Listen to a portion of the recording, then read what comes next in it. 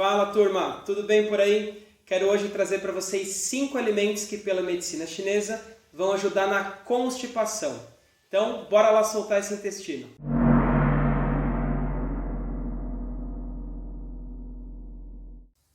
Muito bem, antes de mais nada eu quero trazer 2 informações para vocês. Primeira, dentro desses 5 alimentos não vão estar mamão e ameixa, tá? Sim, eles são muito bons para soltar os intestinos, porém eles são mais populares. Eu quero trazer algo um pouquinho diferente para vocês. E segundo, se você ainda não se inscreveu no canal, clica aqui do lado, clique em se inscrever, ative o sininho para receber as notificações, os avisos dos próximos vídeos.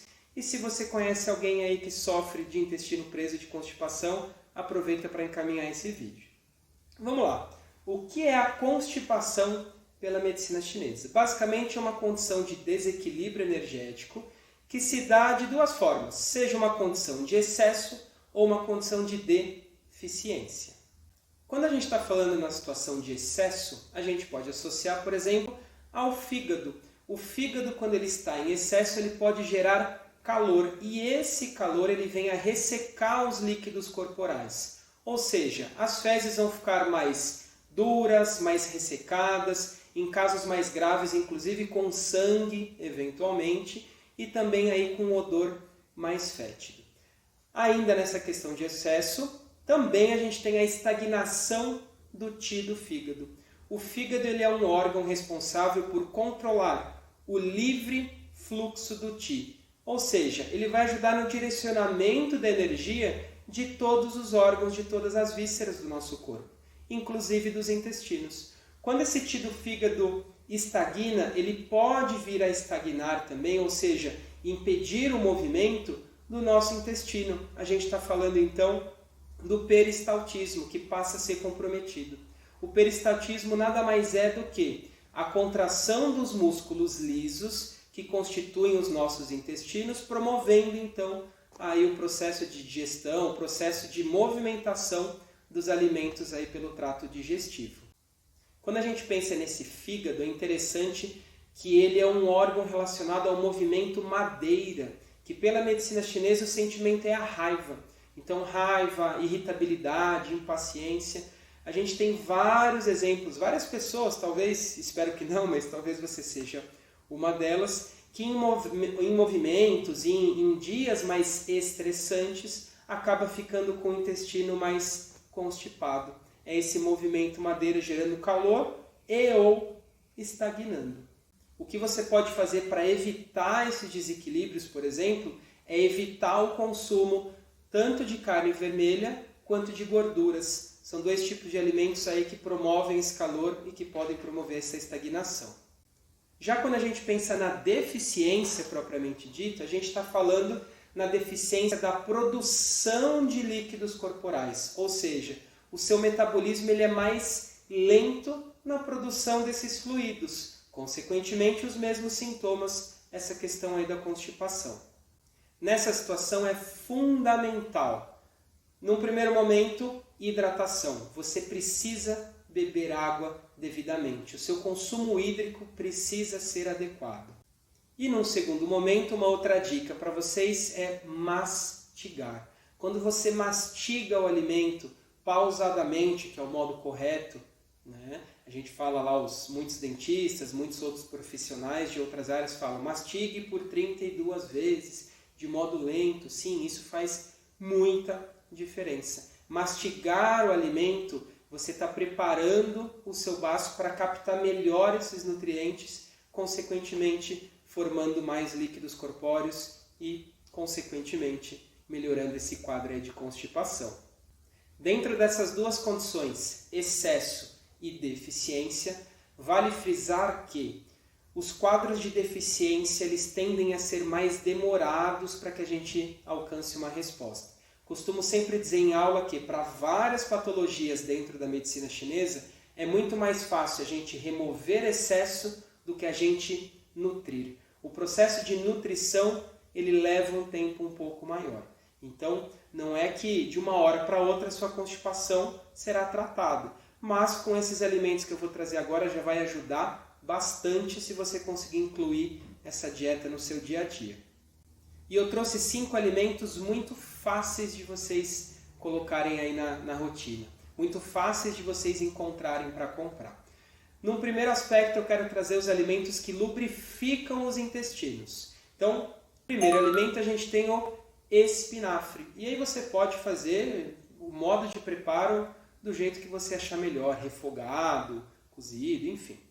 O espinafre ele tem essa função de favorecer a lubrificação dos intestinos, então ele é ótimo para a constipação, mas também ele é muito bom, aí trazendo uma outra função dele, é muito bom para retenção de líquidos, retenção urinária. Inclusive, se você costuma ter cálculo renal, cuidado. Consuma esse espinafre moderadamente, não é para você comer só espinafre no dia a dia, tá? Porque senão ele pode vir a movimentar algum cálculo que esteja ali paradinho, sem essa demanda de movimentação nesse momento. Então, atenção com isso. Já o segundo e terceiro alimentos estão dentro do mundo das oleaginosas. Eu quero trazer aqui 2, as amêndoas, e o terceiro alimento, as nozes. São 2 oleaginosas cuja função, num primeiro aspecto, é nutrir o pulmão. O pulmão é um órgão imprescindível na formação dos líquidos corpóreos, e não só na formação, mas também na dispersão desses líquidos, e inclusive para os intestinos. Então as 2 oleaginosas são fantásticas aí para lubrificar os intestinos e melhorar, consequentemente, essa movimentação do bolo alimentar ali no trato digestivo. O que vale frisar dentro das oleaginosas é o seguinte, pessoal, é muito bom, né? Então a gente, se deixar, pega aquele saco de amêndoas, de nozes e vai comendo até não parar mais. Além disso, a gente costuma comprar, né? Muitas pessoas compram cheias de sal, açúcar, banhada no chocolate. Não, tá? A quantidade e a forma são importantíssimas aqui. Primeiro, no quesito da quantidade. O ideal é você comer oleaginosas um punhado, o que cabe na palma da sua mão. E não vale curvar a mão aqui para ficar aquele bolo, aquela montanha de amêndoa, de nozes, tá? De um modo raso. Coloca o que cabe na palma da mão e fraciona isso. Um pouco no café da manhã, um pouco num lanchinho ali à tarde e assim por diante. O excesso de oleaginosas pode vir a gerar outros desequilíbrios, então cuidado nessa questão da quantidade. E num segundo momento, a forma. Comprem em natura, sem essas adições que a gente falou, e de preferência com casca. As oleaginosas, quando elas são descascadas, elas passam a sofrer um processo oxidativo, ou seja, elas perdem boa parte dos seus nutrientes. Então, pessoal, compre com casca. Eu sei que às vezes é chato ficar ali descascando, mas invista num bom descascador e deem essa preferência em comprar com casca. É até bom porque às vezes é tão chato ficar descascando que você vai acabar comendo pouco. Melhor do que já está prontinho ali, você fica comendo e comendo até não parar mais.